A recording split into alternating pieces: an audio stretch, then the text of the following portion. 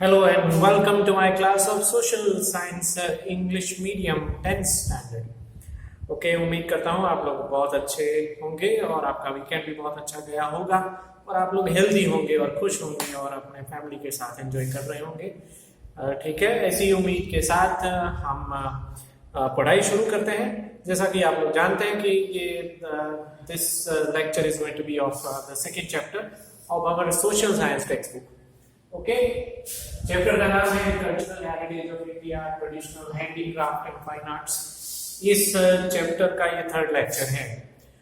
ठीक है, अगर आपने 2 लेक्चर आगे देखे होंगे तो उसमें आपको पता होगा कि हमने लास्ट में पेंटिंग का जो हमारा टॉपिक आता है पेज नंबर 11 पे, वहां तक हमने पढ़ाई किया था और आज हमें शुरू करना है जो कि एक बहुत ही इम्पोर्टेंट और बहुत ही बढ़िया, बहुत ही इंटरेस्टिंग और बहुत ही जानने लायक टॉपिक है। That is about fine arts of India. Okay, क्योंकि इंडिया का एक यूनिक प्लेस है फाइन आर्ट्स के बारे में भी। सिर्फ जो आर्ट्स और आर्टिसन जिसके बारे में हमने पहले ऑलरेडी पढ़े हैं, सिर्फ उसके लिए नहीं, but in terms of acquiring a great name and fame in fine arts of our country, India stands among the foremost countries in the world. Okay, तो आज हम पढ़ने जा रहे हैं फाइन आर्ट्स ऑफ इंडिया के बारे में। पेज नंबर आपका जो रहेगा वो पेज नंबर 12 टेक्स्ट बुक का।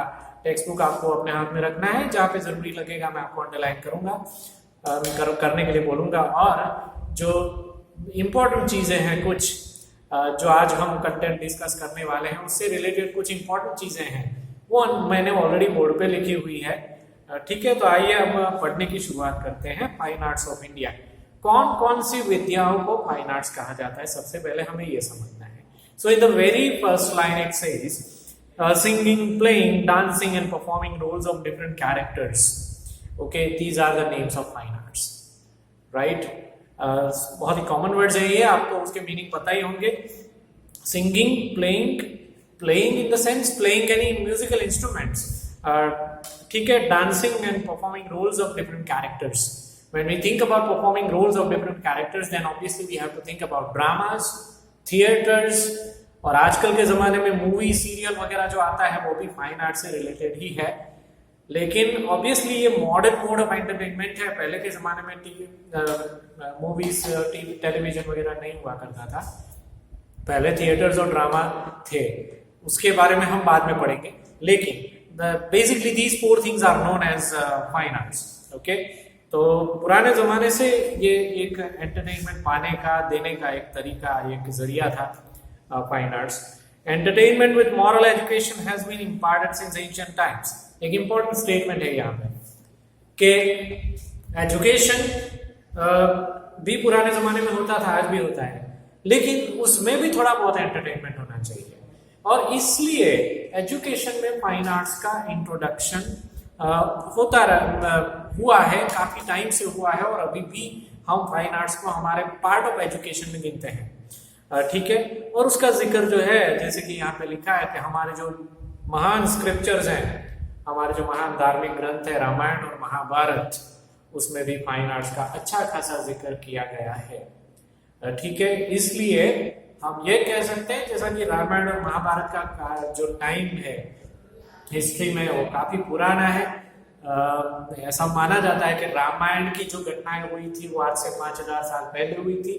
महाभारत की घटनाएं आज से कोई 3-3.5 हजार साल पहले हुई थी। तो इवन उस जमाने में भी, इतने पुराने समय में भी, फाइन आर्ट्स का ह्यूमन लाइफ में इम्पोर्टेंस था और इवन एजुकेशन में भी उसको इम्पोर्टेंट माना जाता था। क्योंकि अदरवाइज अगर फाइन आर्ट्स नहीं होते हैं, म्यूजिक, डांसिंग वगैरह वो सब एक्टिविटीज नहीं होते हैं, तो education obviously becomes very boring. That's what we believe. Okay, so with that note we are going to study further. सबसे पहले आज हमें फाइन आर्ट्स का जो मेन इम्पोर्टेंट जो टाइप है म्यूजिक, उसके बारे में आज हमें डिस्कस करना है। इस लेक्चर में खास करके हम म्यूजिक के बारे में डिस्कस करेंगे, जो कि एक बहुत ही पॉपुलर मीडियम ऑफ एंटरटेनमेंट। आप लोग जानते ही हो कि म्यूजिक बेसिकली एक एंटरटेनमेंट का बहुत ही पॉपुलर मीडियम है।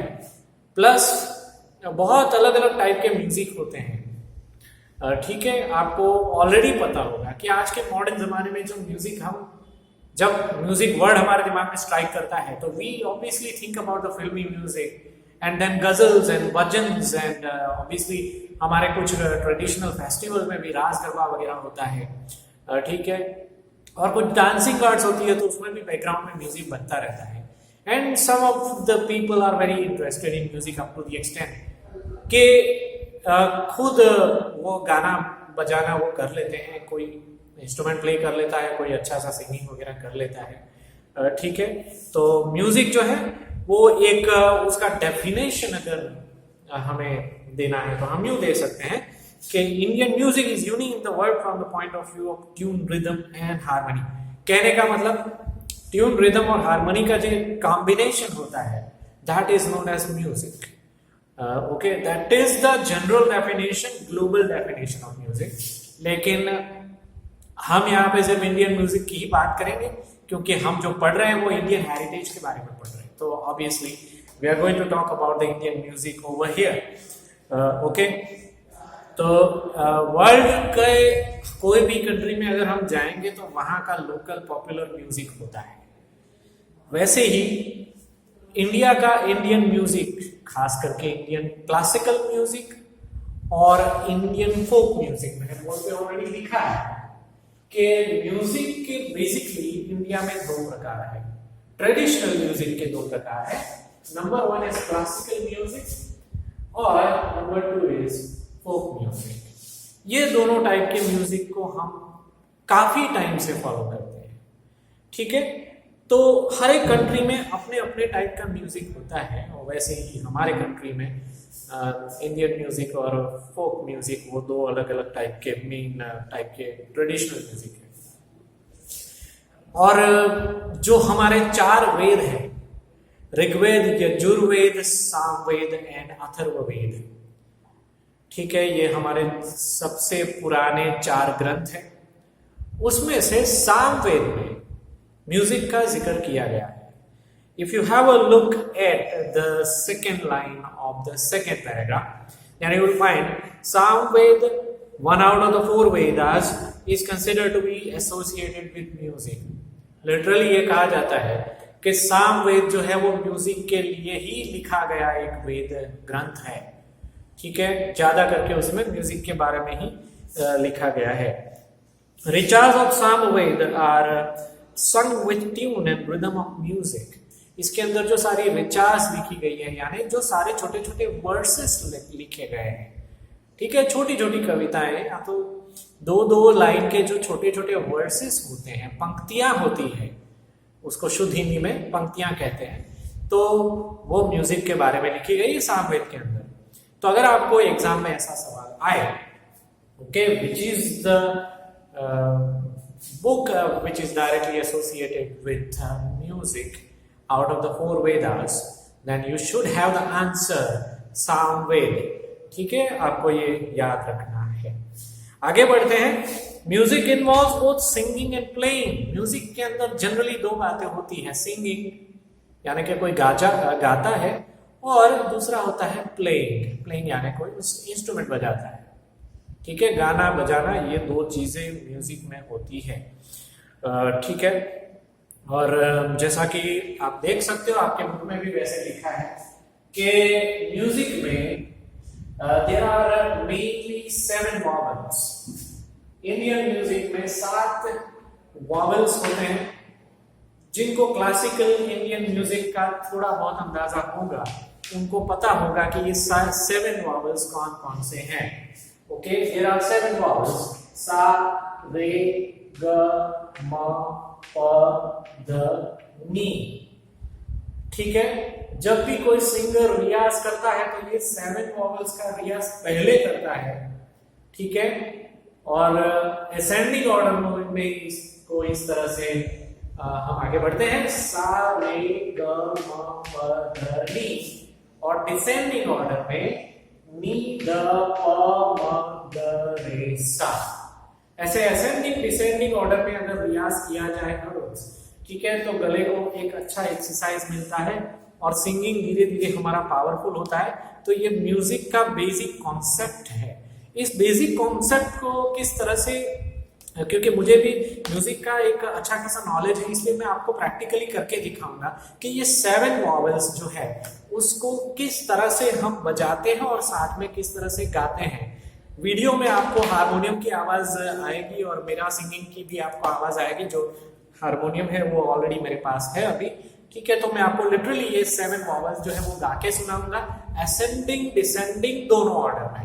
So this basically is the way of doing the riyaz or practicing for singers and even for music players also, music instrument players also, कि हर रोज ये प्रैक्टिस करने के लिए एक एसेंशियल, जैसे इंग्लिश का ABCD होता है, ठीक है।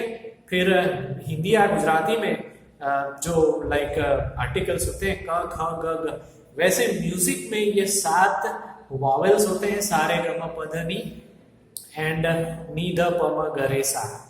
ये 7 वॉवेल्स, उसको गाया और बजाया किस तरह से जाता है वो आइए अब मैं आपको दिखाता हूं, ठीक है।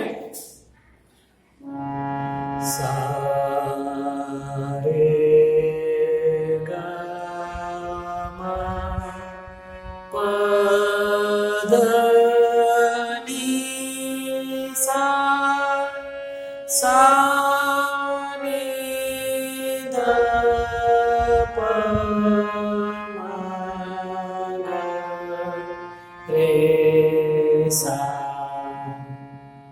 ये असेंडिंग और डिसेंडिंग दोनों तरीके से हुआ। वापस मैं आपको बता रहा हूं ताकि आपको ठीक से पता चल जाए। सा रे ग म प ध नि सा, सा नि ध प म ग रे सा।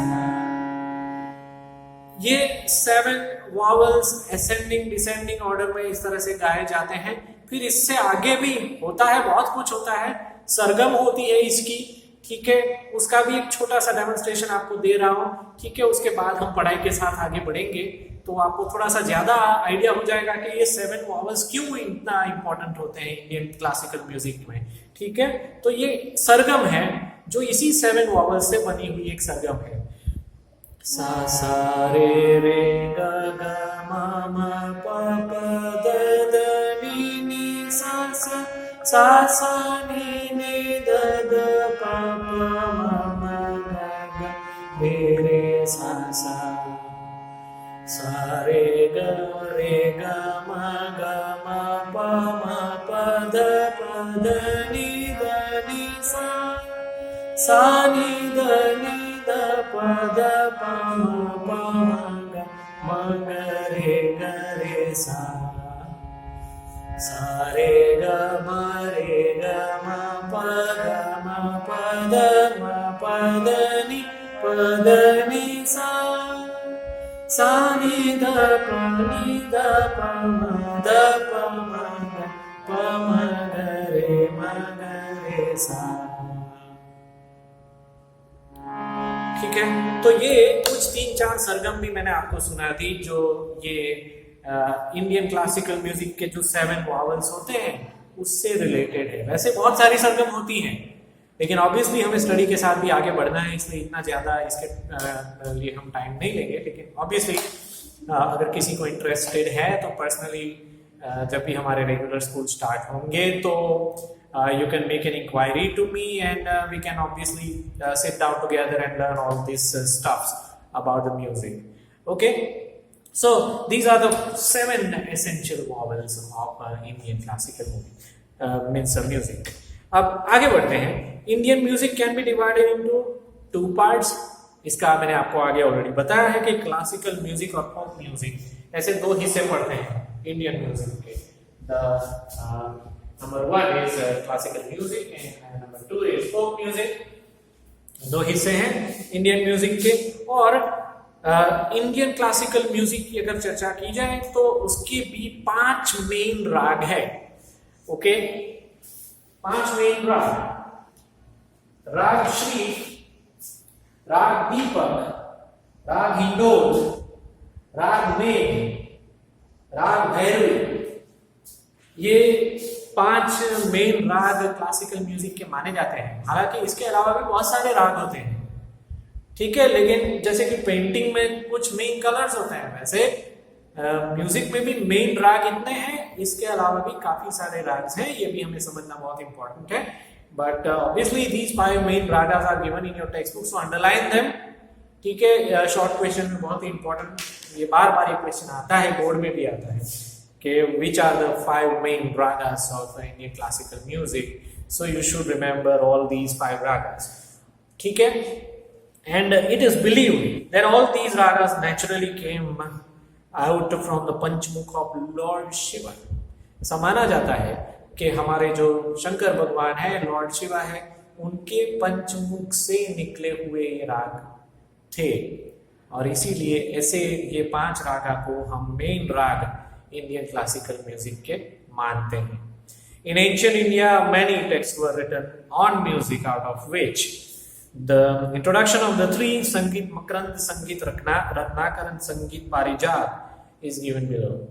अब हम थोड़ा सा बुक्स के बारे में बात करेंगे, ठीक है, कि पुराने जमाने में म्यूजिक के ऊपर, इंडियन क्लासिकल म्यूजिक के ऊपर काफी सारी बुक्स भी लिखी गई हैं, काफी सारे लिखी गई है, लेकिन 3 है मेन, उनके बारे में हमें टेक्स्ट बुक में पढ़ना है।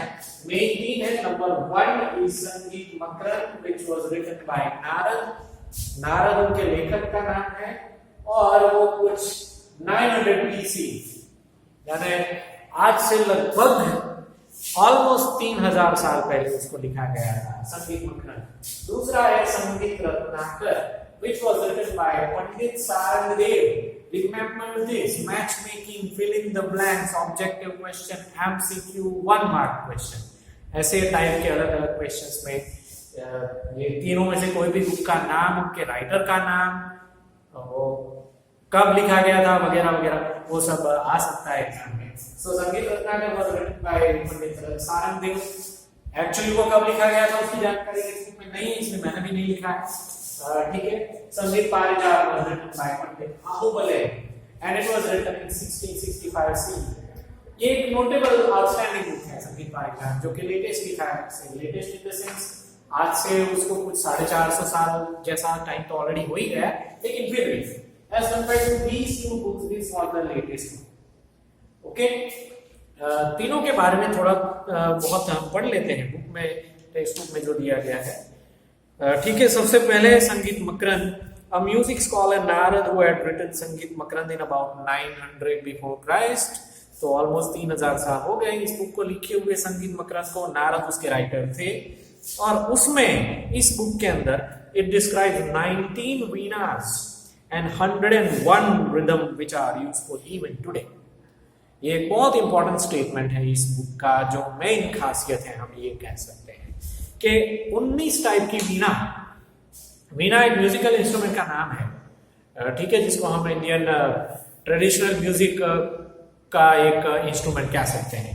तो ऐसी 19 टाइप की अलग अलग वीणा हुआ करती थी, और 101 टाइप के रिदम हुआ करते थे पहले, इवन आज भी है, लेकिन लाइक मैक्सिमम 101 टाइप के रिदम के म्यूजिकल इंस्ट्रूमेंट है। रिदम के म्यूजिकल इंस्ट्रूमेंट यानी ढोल, तबला वगैरह, जो जिसमें एनिमल का जो स्किन इस्तेमाल किया जाता है बजाने के लिए, ओके, उसको रिदम बोलते हैं एक्चुअली, ठीक है। तो ये हो गया संगीत मकरंद के बारे में। ना मूविंग ऑन, सेकेंड नंबर जो बुक नंबर 2 है वो है Sangeet Ratnakar. The writer of the text was Pandit Sarangdev. जैसे मैंने बताया आपको, सारंगदेव ने उसको लिखा था, और वो दौलताबाद में रहते थे। जो दौलताबाद का पुराना नाम भी यहाँ पे दिया गया है, देवगिरी, इसको अंडरलाइन करना चाहिए, और क्योंकि मैच मेकिंग में आ सकता है, ठीक है। आज लाइक दौलताबाद उसका नाम है, and he was familiar with south and north Indian music. ये जो पंडित थे, इस बुक को लिखने वाले पंडित सारंगदेव, उनको साउथ इंडियन म्यूजिक और नॉर्थ इंडियन म्यूजिक दोनों आता था, दोनों में मास्टरी रखते थे, और इसलिए ये बुक लिखना उन्होंने प्रेफर किया ताकि दूसरे लोगों को ज्ञान मिल सके। पंडित विष्णु नारायण बादखंडे, जो कि दूसरे एक राइटर का नाम है, तो Pandit Vishnu Narayan Bhatkhande consider Sangeet Ratnakar as the most authentic book on music. इस स्टेटमेंट को भी आपको अंडरलाइन करना चाहिए कि जब हम क्लासिकल म्यूजिक सीखते हैं ठीक है, तो कुछ बुक्स के एग्जाम्पल्स बार बार दिए जाते हैं और कुछ ऐसे राइटर्स के एग्जाम्पल बार बार दिए जाते हैं, वो इसलिए क्योंकि वो मास्टर होते हैं इस फील्ड में। तो ऐसे ही एक मास्टर का नाम है पंडित विष्णु नारायण भातखंडे। उनके मुताबिक ये जो पर्टिकुलर बुक है संगीत रत्नाकर, वो म्यूजिक का सबसे, यानी इंडियन म्यूजिक का सबसे ऑथेंटिक बुक है, ये उनका ओपिनियन है। So obviously this book is very very important in that sense. Sangeet Ratnakar is believed to be unique in understanding all the different aspects of Indian music. Okay, तो बहुत important book है संगीत रत्नाकर। अब तीसरा book के बारे में हम पढ़ते हैं, संगीत Parijat. Sangeet Parijat is very important book on music, और उसको लिखने वाले जो बुक राइटर थे वो Pandit Ahobala. Okay, as you can see here also Pandit Ahobala ने इस बुक को लिखा था, and it was written in the year 1665, as you can see here again 1665 को उसको लिखा गया था। ठीक है, तो ये स्पेशली नॉर्दर्न हिंदुस्तानी म्यूजिक, ठीक है, उत्तर भारत का जो ट्रेडिशनल म्यूजिक होता है, क्लासिकल म्यूजिक, उसके बारे में लिखा हुआ बुक है। He had noted one important characteristic feature of all the ragas, saying that the ragas have their own individual identity and characteristic. इस बुक की खासियत ये है कि जिन रागों के बारे में पंडित आहुबले ने लिखा है इस बुक में, उस राग के बारे में यूनिक खासियत, हर एक राग का यूनिक कैरेक्टरिस्टिक ये है कि वो राग को गाने का एक पर्टिकुलर टाइम होता है, दिन का प्रहर होता है जब वो राग हम गा सकते हैं, तभी उस राग को गाने का या उस राग को बजाने का सबसे ज्यादा आनंद आता है और बहुत कुदरती लगता है। इसीलिए क्लासिकल इंडियन म्यूजिक को सीखने वाले जो लोग वो बहुत ही सीरियसली उस म्यूजिक को लेते हैं और बहुत सीरियसली उसको सीखते हैं, वो एक्चुअली प्रेफर करते हैं कि वो जो कोई भी राग सीख रहे हैं वो उसके टाइम पे ही उसको गाएं। ठीक है, कुछ राग जैसे कि मैं एग्जांपल लूंगा कि कुछ राग ऐसे होते हैं जिसको गाने का समय सुबह 4 बजे होता है, तो वो सुबह 4 बजे उठ जाते हैं और एकदम बराबर फ्रेश होके तैयार होके 4 बजे उस राग का रियाज करने के लिए बैठ जाते हैं। So there are some music lovers और the kind of serious students learning music. पहले के जमाने में ऐसे स्टूडेंट्स बहुत हुआ करते थे, आज ऑब्वियसली वो नंबर्स थोड़े कम हो गए हैं, लाइक वॉल्यूम वो कम हो गया है, but still there are quite a few music lovers who